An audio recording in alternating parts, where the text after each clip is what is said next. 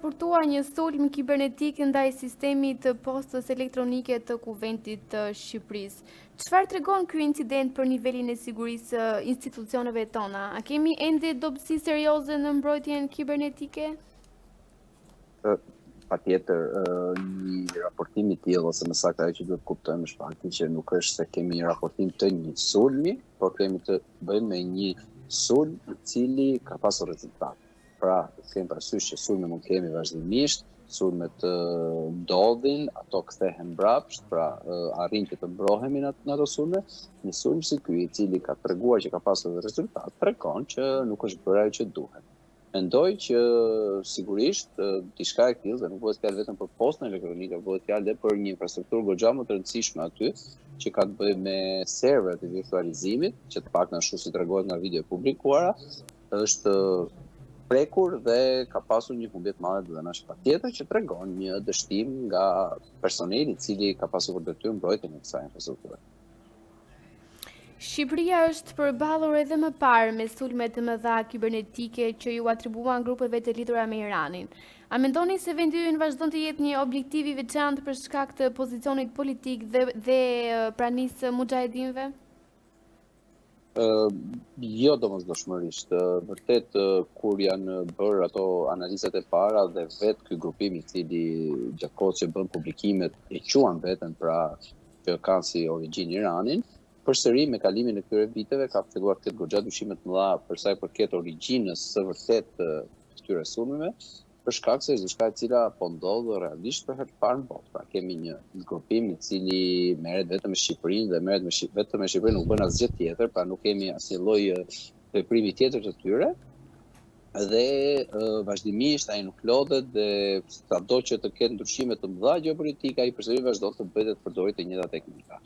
Kështu që për mendimin tim dhe të një sasi të mirë personash jo domosdoshmërisht ata janë me origjinë nga Irani, tjetër që në çastin që në një vend të caktuar ne kemi grupime pra popullata të ndryshme të cilat shpeshherë janë dhe të shoqëruara me konflikte me vendet nga ata e kanë origjinën, tjetër që ne mund të kemi dhe mund të bëhemi target i një sulmi të caktuar. Zoti Demiri, në një kohë kur konfliktet ndërkombëtare po intensifikohen, a mund të përdoren sulmet kibernetike si një mënyrë indirekte për të goditur vende të tjera përfshirë këtu edhe Shqipërinë? Sa i ekspozuar është vendi ynë në këtë luftë hibride?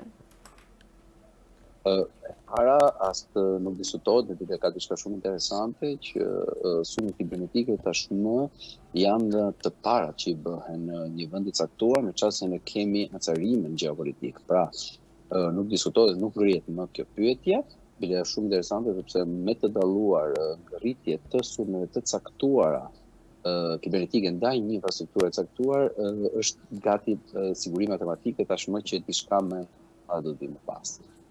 Se sa të bëjtur jemi ne. Shqipëria ka investuar, është vërtet që të paktën në këto 3-4 vitet e fundit që në momentin kur ne në mos besoj dhe ju e mbani mend para disa vitesh pam që infrastrukturat tona kishin qenë tashmë të aksesuara nga grupet pa autorizuar, që në atë kohë janë bërë goxha investime. Mendoj që diçka është bërë patjetër, pra vërtet kjo që ndodhi tregon një mangësi të madhe në një institucion caktuar, por jo domosdoshmërisht në gjithë strukturat tona. Por nga krau tjetër, duke kemi parasysh që kjo është një lojë si macamim, pra në gjithë botën, sot hapësira kibernetike po përdoret pra në formën e sulmeve nga më ndryshme dhe për të krijuar destabilitet, për të krijuar problematika nga më të ndryshmet dhe vazhdimisht institucionet në gjithë botën dhe Shqipërinë do të jenë të detyruar të investojnë dhe të përballen me gjëra të tilla. Zoti Demiri, institucionet shqiptare kanë investuar vitet e fundit në sisteme sigurie dhe në ngritjen e strukturave për mbrojtjen kibernetike. Sa reale është kjo mbrojtje në praktik? A kemi kapacitetet njerëzore dhe teknologjike për të përballur me sulme të sofistikuara? Do të kem parasysh që ne vazhdojmë investojmë vazhdimisht në sisteme të reja teknologjike dhe kjo është një investim ose ecje përpara me teknologjinë është diçka e cila nuk është e diskutueshme. Pra Shqipëria patjetër do të vazhdojë të jetë në hapin e kohës, të mbetet mbrapa. Megjithatë, në momentin që ne shikojmë që her pas here ne kemi dështime duke u përballur me sulmet të tilla, sepse rasti i këtij sulmi të fundit, pra, patjetër është një dështim, duhet që të rishikohet me kujdes. Është e vërtetë që ne vazhdojmë të kemi investime dhe në fushën, sidomos të mbrojtjes kibernetike, megjithatë mendoj që ka akoma shumë për të bërë. Duhet kemi parasysh që sistemet sado që të jenë të fuqishme në momentin që ata bien pastaj në pre të forcave keqbërëse, qoftë dhe shteteve keqbërëse në të ardhmen, ata na kthehen bumerang dhe ne mund të kemi problematika shumë më të mëdha prej tyre sesa po të mos i kishim. Në rast se një sulm kibernetik arrin të depërtojë në sistemet shtetërore, cilat janë rreziqet konkrete për qytetarët? A mund të kompromitohen të dhënat personale, financiare apo edhe ato publike?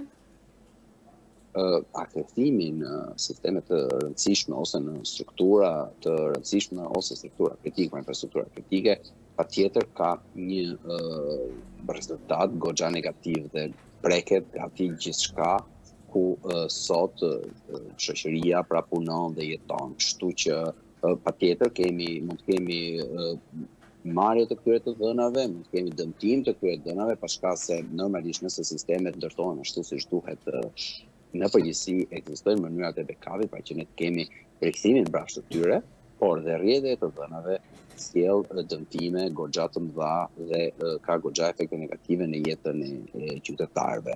Për sa i përket të dhënave financiare, duke kemi parasysh që në përgjithësi të dhënat financiare të qytetarëve janë në bankat e nivelit 2, të cilat janë sisteme, të cilat janë të ndara nga sistemet e tjera, pra ku ne kemi të dhënat. Që do të thotë, do të jetë, mendoj unë, është goxha e vështirë që ne të kemi një sulm i cili do të merrte dhe do të prekte të gjitha këto sisteme njëkohësisht.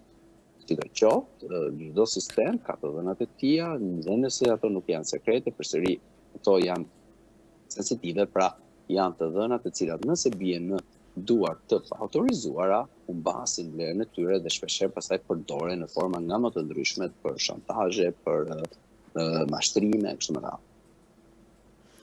Kohët e fundit, qytetarët raportojnë mesazhe mashtruese, emaila apo linqe që kërkojnë të dhëna personale apo bankare.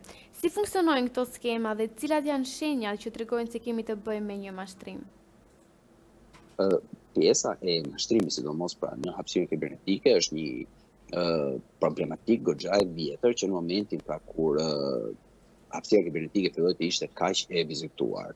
Në çastin që ne jemi duke punuar në hapësirën kibernetike, pra jemi të hapur ndaj saj, kemi pajisjet celulare, kemi kompjuterat me të cilat ne punojmë dhe komunikojmë gjatë gjithë kohës, ne sigurisht mund të bëhemi pre e grupeve të ndryshëm keqbërës të cilët merren me katalogimin e të dhënave të përdoruesve në të gjithë botën. Është një nga pikat më kryesore, pra të dhënat, shitja dhe blerja e të dhënave është një nga tregtitë kryesore që kemi sot në botë. Dhe pastaj ata targetojnë në varësi të dhënave që kanë, fillojnë të targetojnë personat e ndryshëm me anë të mesazheve kështu me radhë.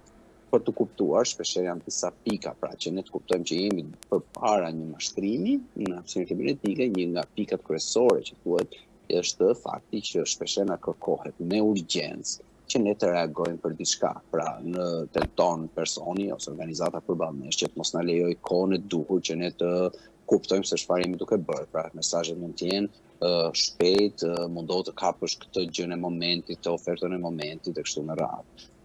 Diçka tjetër ka të bëjë sidomos në momentin kur ne na kërkohen pagesa dhe fatkeqësisht sot ka filluar që të përdoret goxha dhe strategjia e kërkimit të pagesave të vogla zakonisht. Pra nuk na kërkohet një pagesë e madhe, por kërkohen pagesa të vogla, të cilat dhe vetë viktima është më i prirur që t'i jap, pra dhe ka dhe më të thjeshtë për t'i dhënë. Sigurisht duhet të kemi parasysh që në përgjithësi nëse diçka pra duhet përdorur dhe në çikë ndërgjegja ose inteligjenca e personit. Nëse diçka është shumë e bukur për të qenë vërtet, pra një mesazh i tipit nuk e di, është një valizhe që është gjetur e cila ka shumë gjëra brenda, por që ju mund ta merrni për $5, ka qenë diçka që kishte të bënte pak me postën shqiptare para ca kohësh. Është e qartë që kemi të bëjmë, pra aty ne duhet të fillojmë të kuptojmë që ka diçka që shkon. Në përgjithësi është mirë që mesazhet e tilla ne t'i lexojmë me kujdes, t'i shohim me kujdes, të konsultohemi ndoshta me një person tjetër i cili ne e dimë që është e ka më të qartë pra se si funksionojnë mashtrimet në hapësirën kibernetike. Çfarë masash praktike duhet të marrë një qytetar i zakonshëm për të mbrojtur telefonin, emailin dhe llogaritë bankare nga sulmet kibernetike apo vjedhja e të dhënave? Zakonisht do të kemi parasysh një herë që jo vetëm në Shqipëri, por edhe në gjithë botën, grupmoshat më të mëdha të cilat janë sulmuar nga hapësirë kibernetike, janë të rinj, janë të vegjëlit, pra, dhe moshat e ftyra, pra moshat më të mëdha. Në përgjithësi, këto lloj grupmoshash targetohen me forma të ndryshme, të cilat sigurisht janë të ndryshme varësi të grupmoshës. Ajo që duhet bëjmë pasaj që të gjithë bashkë është në përgjithësi çdo person duhet kuptojë që pajisja që e ka në dorë është një pajisje goxha e fuqishme, nuk është më thjesht një telefon që ti ke në dorë, por ti aty brenda ke përveç se të dhënave të tua të tipit në formën e llogarive të ndryshme në rrjetet sociale, ke dhe të dhëna të bankave ose të kartave debiti. Japonisht tashmë në Shqipëri pak a shumë që të gjithë kanë një kartë debiti, të cilin e përdorin dhe nëpërmjet celularit.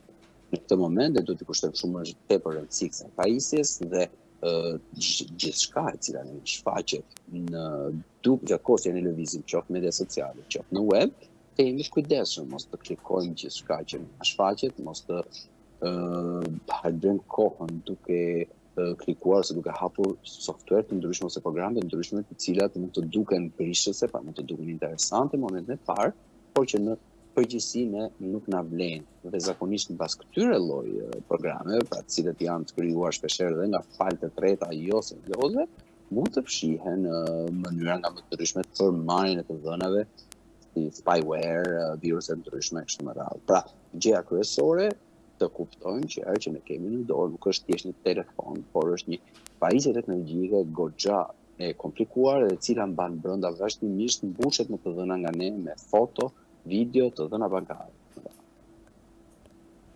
Duke parë trendin global të sulmeve ndaj institucioneve shtetërore, duhet Shqipëria të presë incidente të tjera të ngjashme në të ardhmen? Sa e përgatitur është infrastruktura jonë për një valë të re sulmesh kibernetike? Patjetër që pritet, domethënë personat ose më saktë stafet të cilat merren me pjesën e mirëmbajtjes së infrastrukturave të ndryshme në gjithë institucionet e kanë tashmë të qartë që nuk ekziston një mbyllje ose një ndërprerje e sulmeve kibernetike. Sulmet kibernetike kanë ekzistuar dhe kanë ardhur gjithmonë të kushtuar dhe pritet që të shtohen akoma më shumë, sidomos në vitet e fundit dhe me futjen e inteligjencës artificiale në këtë tablon e madh. Pra, patjetër sulmet kanë ardhur të kushtuar. Tani me acarimet që po kemi në geopolitik, sigurisht sulmet do të vinë gjithmonë e më shumë të ushtuar. A jemi apo s'jemi ne të përgatitur, tash nuk mund ta them, do të doja që thoja që ne jemi të përgatitur, kurdo që thotë që ne jemi totalisht të mbrojtur dhe nuk do të kemi ndonjëherë probleme, e di që ka gabim. Në hapësirë kibernetike nuk ekziston asnjëherë fjala kurrë, pra. Sidomos po të shikojmë dhe këto sulme që ne vazhdimisht po bien pre. Pra, kemi sulme të cilat ne po na tregojnë që nuk jemi në nivelin e duhur.